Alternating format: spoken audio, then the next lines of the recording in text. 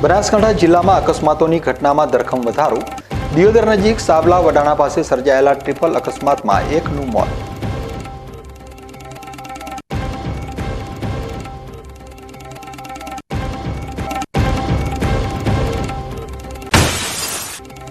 ડીસા નજીકથી પસાર થતી બનાસ નદીમાં થઈ રહેલા અવૈધ ખનનને લઈ નદી કિનારાના ગામોના અસ્તિત્વ ઉપર સર્જાયેલા જોખમને લઈ લોકોમાં ભયનો માહોલ। ગામોને બચાવવા માટે ગ્રામજનોએ ખનન અટકાવવા માટે સ્થાનિક નાયબ કલેક્ટરને આપ્યું આવેદનપત્ર।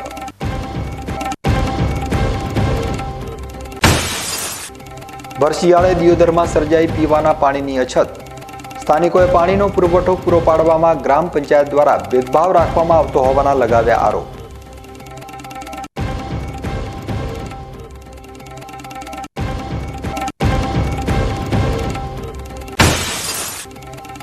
ધાનેરામાં જ્ઞાનના મંદિર સમા પુસ્તકાલયના હજારો પુસ્તકો ખાઈ રહ્યા છે ધૂળ।